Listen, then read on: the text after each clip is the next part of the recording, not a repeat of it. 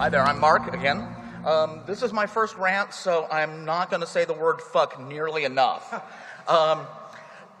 This is something that starts out as a personal trauma, but I think I'm going to lead off or end off with something that is has the potential to affect all of us. We spend a lot of time trying to explain to people what our job is, especially internally, trying to explain to designers and artists and such. And when I brought this question up in the Guild, there were a lot of responses about the less insidious side of this. This is obviously this is an AI bug when it is clearly a content bug. The animation is running funny because they didn't put in the triggers right or whatever. But what I'm talking about more is when you have to explain what it is you do or justify what it is you do to the people that are actually giving you money or keeping you in a job. And the problem is that there's a tendency to look at all this all the stuff we do as an SEP, as somebody else's problem. So what ended up happening, and this is a particularly weird and unpleasant experience. I worked for a large French, unnamed, multinational game development company, unnamed, and there's a very particular approach that they have to AI. That is that they like to lump together AI and canned events and cutscenes and even gameplay and call that AI. And this is kind of a problem because in a lot of cases they expect you to fix the bugs that are associated with these things that aren't AI. And when there are problems with, and then conversely, when there are problems with these things, it's the AI developers that get blamed.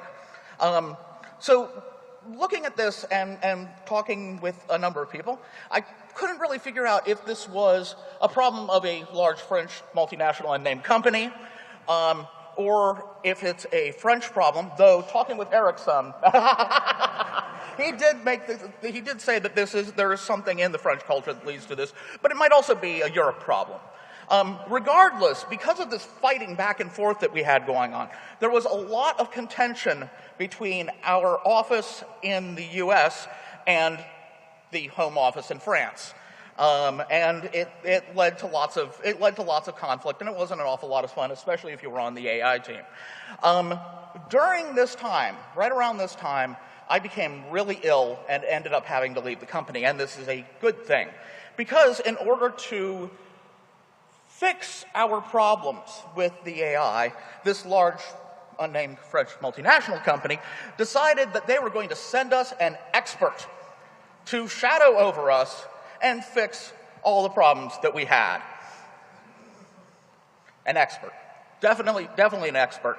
Okay, so we're like, not very keen. This is being reported back to me by various people. So the expert shows up, and they send us an animator. Not a game programmer, not an AI programmer, not an animation engineer, an animator. And we're in the middle of trying to do squad-based tactics. We're trying to deal with things like intelligently using cover, not shooting your buddy, keeping spacing right, doing suppression fire. His single best piece of advice he had to give us was, make them look more human. And that really, it really ended up being the ultimate insult to us. And so in talking about this, I ran into a colleague in the hall, and he said that this is a lot like what happened a few years back with physics, where there's all these physics APIs, middleware. Obviously, physics is going to be the easiest thing in the world to do because the middleware does it for you, and now we're seeing that same thing with AI. But I think there's an even more insidious thing. It's that we're seeing more and more CEOs of large companies that have no contact with the game industry whatsoever. They don't give a fuck what you do. They just want to see the bottom line. And as has been said, with these the AI is sort of stealthy in a way. The best that we can do is not get bad AI reviews. As a result, the game's already sold when the AI bugs start getting reported, so it doesn't really matter to them.